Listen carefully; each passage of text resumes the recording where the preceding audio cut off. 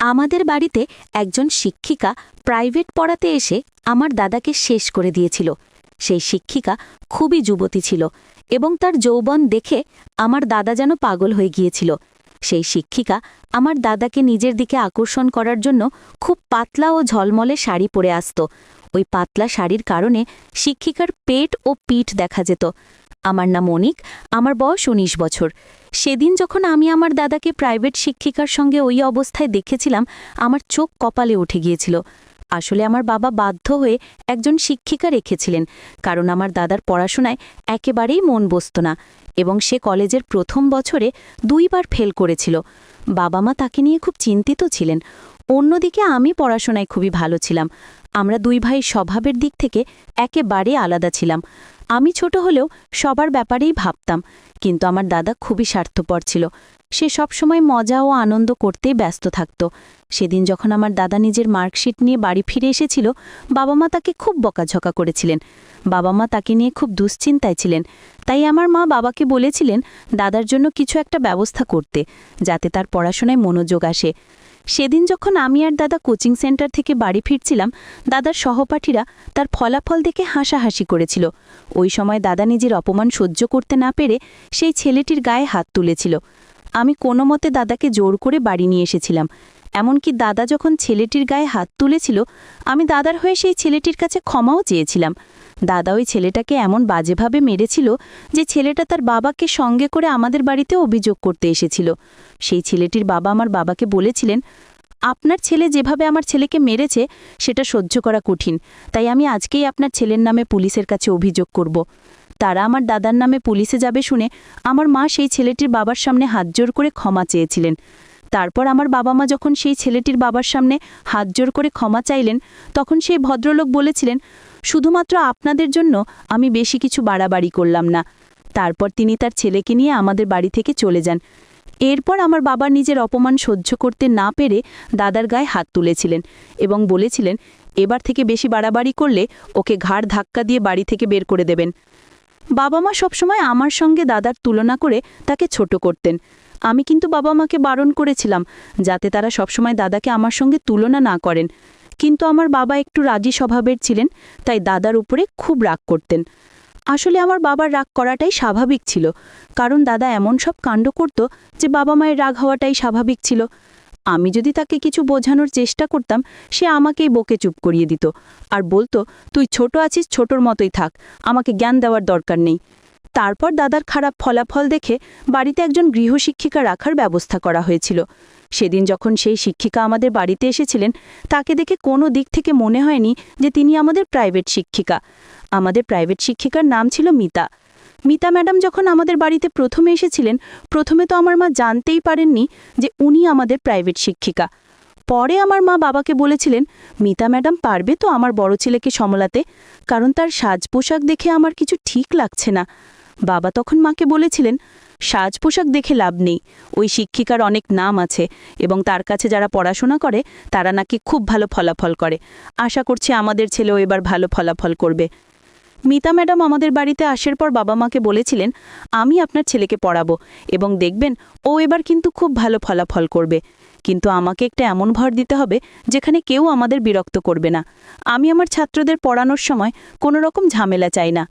সেদিন প্রথম যখন আমি আর দাদা উপরের ঘরে গিয়ে শিক্ষিকার কাছে ক্লাস করছিলাম, তখন সেই শিক্ষিকার বসার ধরন আর আমার দাদার দিকে তাকানোর ধরন দেখে আমার মোটেও ভালো লাগেনি। এমনকি তিনি সবসময় আমার দাদার দিকে তাকিয়ে নিজের বুকের কাপড় দিয়ে বুক ঢাকতেন। আমি ভালোভাবেই বুঝতে পেরেছিলাম যে ওই শিক্ষিকার মতিগতি মোটেও ভালো ছিল না, কারণ তিনি একজন শিক্ষিকা হয়ে যদি এই ধরনের ব্যবহার করেন তাহলে ছাত্ররা কি শিখবে। এমনকি ওই শিক্ষিকা আমার দাদার গালে হাত দিয়ে অনেক সময় মজাও করতেন, যেটা আমার মোটেও ভালো লাগতো না। আমি দাদার চেয়ে ছোট বলে সেই শিক্ষিকা আমাকে খুব একটা বেশি গুরুত্ব দিতেন না, কিন্তু আমি বুঝতে পারতাম যে তিনি আমার দাদাকে নিজের দিকে আকর্ষণ করার চেষ্টা করতেন। একদিন যখন আমার বাবা মা ঘরে ছিলেন না, তখন শিক্ষিকা আমার দাদাকে বললেন, রাজু, আজ আমি তোমার সঙ্গে একটা ভিডিও করব। রাজু হচ্ছে আমার দাদার নাম। এরপর ম্যাডাম বললেন, আসলে আমি সোশ্যাল মিডিয়াতে নিজের ভিডিও পোস্ট করি এবং সবাই আমার ভিডিও ও ছবি খুব পছন্দ করে। চলো আজ তোমাদের বাড়ির বাগানে গিয়ে তোমার সঙ্গে ভিডিও শ্যুট করব। সেই সময় আমি খুব রেগে গিয়ে শিক্ষিকাকে বলেছিলাম, আপনি আমাদেরকে পড়াতে এসেছেন, ভিডিও শ্যুট করতে আসেননি। আমার দাদা তখন আমার গালে একটা থাপ্পড় মেরে বলেছিল, ম্যাডামের সঙ্গে এইভাবে কথা বলবি, তুই ম্যাডামকে সরি বল। আমি তখন দাদাকে বললাম, দাদা তুমি বুঝতে পারছো না কেন? বাবা মা তোমার ভালো পড়াশোনার জন্য ম্যাডামকে আমাদের বাড়িতে আসতে বলেছেন। আমার দাদা আমার কোনো কথা শুনতে রাজি ছিল না। সে তখন খুব রেগে আমাকে বলল, তোর যদি ভালো না লাগে তুই এখান থেকে চলে যা, কিন্তু ম্যাডাম যা বলবে আমি তাই করব। আমি তখন রাগ করে ছাদে চলে গিয়েছিলাম। তারপর আমি ছাদ থেকে দেখলাম যে শিক্ষিকা কিভাবে আমার দাদার গলা ঘাড় ধরে মোবাইলে ভিডিও শ্যুট করছিলেন, আর আমার দাদা তো সেই শিক্ষিকার দিকেই তাকিয়েছিল। আমি বুঝতে পেরেছিলাম যে ওই শিক্ষিকা পড়ানোর নাম করে আমার দাদাকে খারাপ পথে নিয়ে যাচ্ছিলেন। ভেবেছিলাম এই কথাগুলো বাবা মাকে বলে দেব, কিন্তু আবার মনে হলো আমাকে কিছুদিন অপেক্ষা করা উচিত। এরপর যদি খুব বেশি বাড়াবাড়ি হয় তাহলে ওই শিক্ষিকার ব্যাপারে বাবা মাকে সবকিছু বলে দেব। এমনকি সেই দিন ওই শিক্ষিকার অশালীন ব্যবহার দেখে আমি খুব অবাক হয়ে গিয়েছিলাম। সে তো নিজে থেকেই আমার দাদার হাত ধরে নিজের কোমরে রেখেছিল, এবং সে তো নিজে থেকেই চাইছিল যে আমার দাদা তার শরীরের দিকে তাকায় এবং তাকে স্পর্শ করে, আর আমার দাদাও তার শরীর স্পর্শ করে মজা নিচ্ছিল। এমনিতেই তো আমার দাদার পড়াশোনায় মন বসত না, সে তো সবসময় আমোদ ফুর্তি করতে চাইতো। সেই সুযোগটা ওই শিক্ষিকা আরও বেশি করে দিয়েছিলেন। আমি বুঝতে পেরেছিলাম যে ম্যাডামের আসল চেহারাটা যদি দাদার সামনে তুলে না ধরি তাহলে কিন্তু আমার দাদা তার ফাঁদে ফেসে যাবে। এমনকি ওই শিক্ষিকার কাছে কিছুদিন প্রাইভেট পড়ার পরই আমি তার সব চাল চলন বুঝতে পেরে গিয়েছিলাম। আমি আর তার কাছে প্রাইভেট পড়তাম না। এমনকি আমার মা যখন জানতে পেরেছিলেন আমিও শিক্ষিকার কাছে পড়ি না, তখন মা আমাকে কারণটা জিজ্ঞেস করেছিলেন। আমি তখন মাকে অজুহাত দিয়ে বলেছিলাম যে আমার শিক্ষিকার প্রয়োজন নেই, কারণ আমি নিজের সিলেবাস আগেই শেষ করে ফেলেছি। আমি তখন মাকে সত্যি কথাটা বলিনি যে কী কারণে আমি ওই শিক্ষিকার কাছে পড়তে বসি না। তারপর সেই দিন ওই শিক্ষিকা নিজের সীমা পার করে দিয়েছিলেন, কারণ সেই দিন আমি যখন ঘরে ঢুকেছিলাম, যে ঘরে আমার দাদাকে ম্যাডাম পড়াতেন, ওই সময় আমি নিজের বই খাতা নেওয়ার জন্য ওই ঘরে ঢুকতেই তাদেরকে ওই অবস্থায় দেখে আমার চোখ কপালে উঠে গিয়েছিল। কারণ ঘরের দরজা খুলতেই দেখি শিক্ষিকা আমার দাদার কোলে বসেছিলেন এবং আমার দাদা তাকে জড়িয়ে ধরে তার দিকেই তাকিয়েছিল। তারপর সেই দিন ওই শিক্ষিকা যখন আমাদের বাড়ি থেকে যাচ্ছিলেন, তখন আমি ব্যক্তিগতভাবে শিক্ষিকাকে বলেছিলাম, আপনি আমাকে ছোট মনে করলেও আমি আপনার সব চালচলন বুঝে গেছি যে আপনি কিভাবে আমার দাদাকে আরও খারাপ পথে নিয়ে যাচ্ছেন। আমি সব বুঝতে পারছি আপনি কিভাবে নিজের যৌবন দেখিয়ে আমার দাদাকে নিজের দিকে আকর্ষণ করছেন। আমি চাইলেই এখনই আপনার ব্যাপারে সব কথা আমার বাবাকে বলে দিতে পারি এবং বাবা আপনাকে ঘাড় ধাক্কা দিয়ে বাড়ি থেকে বের করে দেবেন। তখন শিক্ষিকা আমাকে বলেছিলেন, তুমি ছোট আছো তাই ছোট হয়েই থাকো, আমার সঙ্গে বড় বড় কথা বলার দরকার নেই। আর এমনিতেও তোমার দাদা তো নিজে থেকেই আমার চারিপাশের লাড্ডু মতো ঘুরপাক খাচ্ছে, আর আমাকে হুমকি দিয়ে লাভ নেই, কারণ আমি তোমার দাদার পেছনে নয়, তোমার দাদাই আমার পেছনে পড়ে রয়েছে। তাই আমাকে কিছু বলার আগে তোমার দাদাকে গিয়ে শাসন করো। এই কথাগুলো বলে গৃহশিক্ষিকা আমার কথায় কোনো গুরুত্ব না দিয়ে চলে যান। এভাবে বেশ কিছুদিন চলার পরে একদিন ওই শিক্ষিকা তার সমস্ত সীমা ছাড়িয়ে দেন। সেই দিন আমার মা নিজের চোখে দেখে ফেলেন যে ওই শিক্ষিকা পড়ানোর নাম করে আমার দাদার সঙ্গে কি করছিলেন। আসলে তিনি নাকি আমার দাদার সঙ্গে ঘনিষ্ঠ সম্পর্কে জড়িয়েছিলেন এবং আমার মা নিজের চোখে তাদের দুজনকে ওই অবস্থায় দেখে ফেলেছিলেন। তারপর আমার মা সেই কথাটা বাবাকে এসে বলেছিলেন। বাবা তখন ওই শিক্ষিকাকে অনেক অপমান করেছিলেন। বাবা তখন ওই শিক্ষিকাকে বলেছিলেন, তুই শিক্ষকের নামে কলঙ্ক, তুই আমার ছেলেদেরকে পড়ানোর নাম করে এসব নোংরা কাজ করিস, ছি, তোকে তো পুলিশের হাতে দেওয়া উচিত। ইচ্ছে তো হচ্ছে তোকে এখানেই মেরে মাটির ভেতরে পুঁতে দিই। তারপর আমার বাবা তাকে ধাক্কা মেরে বাড়ি থেকে বের করে দেন। আমার বাবা যখন ওই শিক্ষিকাকে বাড়ি থেকে বের করে দিচ্ছিলেন, তখন আমার দাদা যা বলেছিল সেটা শুনে তো আমরা খুব অবাক হয়ে গিয়েছিলাম। ওই শিক্ষিকার ব্যাপারে সবকিছু জানার পরে আমার বাবা যখন তাকে ধাক্কা মেরে বের করছিলেন, তখন আমার দাদা বাবার হাত ধরে বলেছিল, তুমি ম্যাডামকে এইভাবে বাড়ি থেকে বের করে দিতে পারো না। তোমার সাহস কি করে হলো আমার ম্যাডামকে এইভাবে অপমান করার? তুমি যদি ম্যাডামকে আর একটা কথা বলেছ তাহলে কিন্তু আমি ভুলে যাব যে তুমি আমার বাবা, কারণ আমি ম্যাডামকে ভালোবাসি। আমার দাদার মুখ থেকে এই কথাটা শুনে বাবা তার গালে একটা থাপ্পড় মেরেছিলেন এবং বলেছিলেন, তোর পড়াশোনা যাতে ভালো হয় সেই জন্য এই চরিত্রহীন শিক্ষিকাকে বাড়িতে রেখেছিলাম। আমি তোর পড়াশোনার জন্য এই শিক্ষিকাকে বাড়িতে রেখেছিলাম, প্রেম করার জন্য নয়। কিন্তু তুই বাড়িতেই এসব নোংরামি করবি, আমি কোনোদিন স্বপ্নেও কল্পনা করতে পারিনি। ওই সময় সেই চরিত্রহীন শিক্ষিকা আমার দাদার দিকে তাকিয়ে তার হাত ধরে বলেছিলেন, ছেড়ে দাও, আমার হয়ে তোমাকে কিছু বলার দরকার নেই। তোমার বাবা মাকে কিছু বলে লাভ নেই, কারণ ওরা তোমার মনের ভাবনা কোনো দিন বুঝতে পারবে না। এই কথাটা বলে ওই শিক্ষিকা আমাদের বাড়ি থেকে বেরিয়ে চলে যান। আমরা তো এটাই বুঝতে পারছিলাম না সে কিসের জন্য আমার দাদার সঙ্গে এই রকম করেছিল। তারপর কিছুদিন পরে ওই চরিত্রহীন শিক্ষিকার ব্যাপারে সব সত্যি কথা জানতে পেরে আমাদের পায়ের তলা থেকে যেন মাটিটাই সরে গিয়েছিল। আমার বাবা যখন ওই শিক্ষিকাকে বাড়ি থেকে বের করে দিয়েছিলেন, তারপরে আমরা ভেবেছিলাম যে এবার হয়তো সবকিছু মিটমাট হয়ে গেছে। কিন্তু সেই দিনের পর থেকে তো আমার দাদা কারোর সঙ্গে ঠিকঠাকভাবে কথাই বলতো না, এমনকি সে খাওয়া দাওয়াও বন্ধ করে দিয়েছিল। এমনকি আমরা দাদাকে কিছু বোঝানোর চেষ্টা করলে সে আমাদের ওপরে আরও রাগ করত। পরে আমি মাকে বলেছিলাম যে ওই শিক্ষিকার মনের মধ্যে নিশ্চয়ই কিছু চলছিল, যার জন্য তো সে দাদাকে নিজের মিথ্যা প্রেমের জালে ফাঁসিয়েছে। কিন্তু দাদা তো আমাদের কোনো কথা বুঝতেই রাজি ছিল না। সে তো ওই শিক্ষিকার প্রেমে এতটাই পাগল ছিল যে সে আমাদের সবাইকে ঠকিয়েছিল, আমাদেরকেই ভুল ভেবেছিল। বাবা যখন ওই চরিত্রহীন শিক্ষিকাকে বাড়ি থেকে বের করে দিয়েছিলেন, তারপরে একদিন মা আমাকে বলেছিলেন, তুই তাহলে এই কারণে ওই শিক্ষিকার কাছে পড়তে চাইতিস না, তাই তো? এই কথাগুলো তোকে কিন্তু আমাদের আগেই বলা উচিত ছিল, তাহলে আমরা আগেই কিছু ব্যবস্থা করতাম। আমি তখন মাথা নিচু করে মাকে বলেছিলাম, মা, আমি নিজেও ভাবতে পারিনি যে এতটা বাড়াবাড়ি হয়ে যাবে। আর আমি এই ব্যাপারে দাদার সঙ্গে আগেও কথা বলেছিলাম, কিন্তু দাদা তো উল্টে আমাকে ভুল ভেবে আমার গায়ে হাত তুলেছিল। আমরা তো ভেবেছিলাম বেশি কিছু বাড়াবাড়ি হওয়ার আগেই সবকিছু মিটমাট হয়ে গেছে, কিন্তু আমরা তো জানতাম না যে দাদা ফোনে ওই চরিত্রহীন শিক্ষিকার সঙ্গে যোগাযোগ রেখেছিল। এমনকি ওই শিক্ষিকা আমার দাদাকে নিজের মিথ্যা আবেগ দেখিয়ে তাকে নিজের হাতের মুঠোই করেছিল।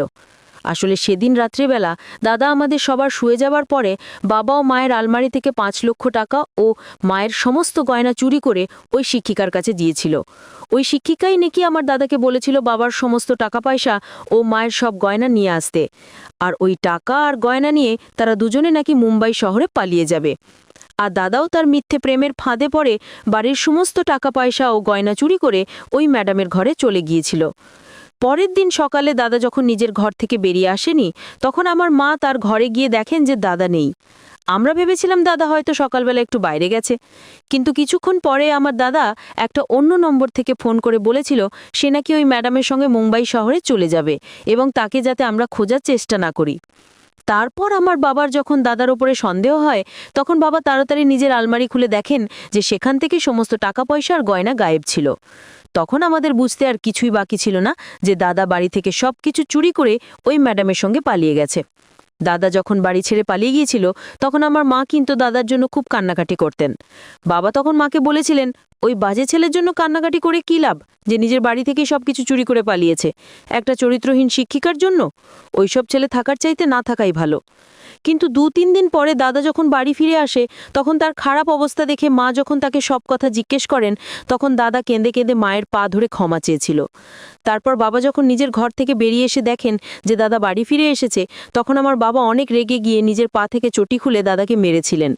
আমার বাবা যখন দাদাকে মারছিলেন, তখন আমি বাবার হাত ধরে বলেছিলাম, বাবা, যা হওয়ার তা তো হয়েই গেছে, দাদা নিজের ভুল বুঝতে পেরেছে, তাই দাদাকে আর মেরো না, তাকে একটা সুযোগ দাও। বাবা তখন অনেক রেগেই আমার দাদাকে চিৎকার করে বলেছিলেন, দেখছিস তো তোর ছোট ভাই তোর চাইতে কত বুদ্ধিমান, তোকে শেখা উচিত তোর ছোট ভাইয়ের কাছ থেকে। আজ পর্যন্ত তুই আমাদের শান্তিতে থাকতে দিসনি, আর কত কষ্ট দিবি আমাদের? ফিরে কেন এসছিস বাড়িতে? যার সঙ্গে পালিয়েছিলি তার সঙ্গে গিয়ে থাক, তোর মতো ছেলে থাকার চাইতে না থাকাই ভালো, বেরিয়ে যা আমার বাড়ি থেকে, তোর মতো ছেলের আমাদের কোনো দরকার নেই। মা তখন কাঁদতে কাঁদতে বাবার কাছে হাত জোড় করে বলেছিলেন, আমার ছেলে নিজের ভুল বুঝতে পেরে বাড়ি ফিরে এসেছে, তাই ওকে আর এই বাড়ি ছেড়ে চলে যেতে বলবে না। তারপর দাদা আমাদের সব সত্যি কথা বলেছিল। সেই চরিত্রহীন শিক্ষিকা নাকি ইচ্ছে করে আমার দাদাকে মিথ্যে প্রেমের জালে ফাঁসিয়েছিল, যাতে সে আমার দাদাকে দিয়ে কিছু টাকা আদায় করতে পারে। এবং ওই শিক্ষিকা ভালো করেই জানতেন যে আমার বাবা অনেক বড় ব্যবসায়ী, আর ওই শিক্ষিকা নিজের স্বপ্ন পূরণ করার জন্য আমার দাদাকে নিজের ফাঁদে ফেলেছিলেন। তারপর আমার দাদা যখন তার কথা অনুযায়ী বাবার টাকা ও মায়ের সোনা গয়না চুরি করে ওই শিক্ষিকা মারিতে গিয়েছিল, তখন ওই শিক্ষিকা 5 লক্ষ টাকা ও গয়না দেখে খুব খুশি হয়েছিলেন আর দাদাকে বলেছিলেন সকাল হতেই নাকি তারা দুজনে বাড়ি ছেড়ে মুম্বাইয়ের জন্য বেরিয়ে পড়বে। তারপর সেদিন রাত্রিবেলা নাকি ওই শিক্ষিকা আমার দাদার খাবারে ঘুমের ওষুধ মিশিয়ে খাইয়েছিলেন, যেটা আমার দাদা জানতে পারেনি, যাতে আমার দাদা ঘুমিয়ে পড়ে, এবং সেটাই হয়েছিল। পরের দিন সকালবেলা আমার দাদা ঘুম থেকে উঠে দেখেন যে সেই ব্যাগ ভর্তি টাকা ও গয়না ছিল না, এমনকি শিক্ষিকাও সেই ঘরে ছিলেন না। তখন দাদা বুঝতে পেরেছিলেন যে ম্যাডাম তাকে ঠকিয়েছেন এবং সমস্ত টাকা পয়সা ও সোনা গয়না নিয়ে পালিয়ে গেছেন। তারপর আমার দাদা সবকিছু জানতে পেরে বাধ্য হয়ে আবার বাড়িতেই ফিরে এসেছিলেন। সেই দিনের পর থেকে দাদার স্বভাবে অনেক পরিবর্তন এসেছিল। এমনকি সে আগে আমার বাবা মাকে একদম শ্রদ্ধা করত না, কিন্তু এখন দাদা নিজের ভুল বুঝতে পেরে নিজের ব্যবহারে অনেক পরিবর্তন এনেছে। এখন সে বাবা মায়ের সব কথা মেনে চলে। এমনকি দাদার পড়াশোনাতেও মন বসেছে, কারণ সে বুঝতে পেরেছে যে নিজের বাবা মা ও ভাই বোন ছাড়া এই পৃথিবীতে কেউ নিঃস্বার্থভাবে ভালোবাসা দিতে পারে না। তারপর ওই ঘটনার দুদিন পরেই কিন্তু আমার বাবা ও দাদা থানায় গিয়ে ওই শিক্ষিকার নামে অভিযোগ করেছিলেন। তারপর 1 মাস পরে ওই শিক্ষিকাকে খুঁজে পাওয়া গিয়েছিল। সে তো টাকা পয়সা নিয়ে সত্যি মুম্বাইয়ে পালিয়ে গিয়েছিল। আসলে এই শিক্ষিকা নাকি নায়িকা হতে চেয়েছিলেন, যার জন্য তার অনেক লক্ষ লক্ষ টাকার দরকার ছিল, আর সেই টাকা পাওয়ার লোভে তিনি আমার দাদাকে ফাঁসিয়েছিলেন, কারণ তিনি বুঝতে পেরেছিলেন যে আমার দাদার স্বভাব চরিত্র কেমন। তাই তিনি আমার দাদার সঙ্গে ঘনিষ্ঠ সম্পর্ক করে তাকে এমনভাবে নিজের যৌবনের নেশায় বশ করেছিলেন যে দাদা তার সব কথা মানতে রাজি ছিল। এমনকি একবারও ভাবেনি যে সে নিজের বাড়িতেই চুরি করছে, তাও আমার একটা অন্য মহিলার জন্য। ওই শিক্ষিকা নাকি এর আগেও অনেকবার অনেক লোকের বাড়িতে এই ধরনের অশালীন কাজ করেছেন, যেটার ব্যাপারে কিন্তু আমরা কেউ কিছুই জানতাম না। এখন আমার দাদা আমার চাইতে বুদ্ধিমান ও অনেক বেশি দায়িত্বশীল পুরুষ হয়ে উঠেছে। তার চরিত্র ও স্বভাবে এতটাই পরিবর্তন এনেছে যে আমার বাবা দাদার ওপরে খুব গর্ব করেন, ঠিক ততটাই যতটা আমার ওপরে গর্ব করেন। দাদা এখন চাকরির জন্য প্রস্তুতি নিচ্ছেন এবং সে বাবাকে কথা দিয়েছে যে সে খুব তাড়াতাড়ি সরকারি চাকরি পাবে। এখন আমাদের পরিবারে আমরা সবাই খুব ভালো আছি, আর আমিও দাদার চেষ্টা করি যাতে বাবা মাকে সবসময় হাসি খুশি রাখতে পারি। সবসময় এমন কাজ করার চেষ্টা করি যে আমার বাবা মা যাতে আমাদের ওপরে গর্ব করেন। আমার ছোট থেকে ইচ্ছা ছিল ডাক্তার হওয়ার, তাই আমি খুব ভালোভাবে পড়াশোনা করছি, যাতে ডাক্তার হয়ে নিজের বাবা মায়ের মাথা উঁচু করতে পারি। ওই চরিত্রহীন শিক্ষিকা কিন্তু আমাকে নিজের জালে ফাঁসাতে পারেনি, কারণ আমি তাকে আগেই চিনতে পেরেছিলাম। কিন্তু আমার দাদা যেহেতু দুর্বল মনের ছিল, তাই সে ম্যাডামের ফাঁদে ফেঁসে গিয়েছিল। তাই নিজের মনকে শক্ত করা উচিত, যাতে খুব সহজে আমরা অন্যের জালে ফেঁসে না যাই। বন্ধুরা, আজকের গল্পটি এখানেই শেষ করছি। গল্পে কোনো ভুল ত্রুটি থাকলে ক্ষমা করে দেবেন। গল্পটি ভালো লাগলে অবশ্যই লাইক, শেয়ার, সাবস্ক্রাইব করতে ভুলবেন না। ধন্যবাদ।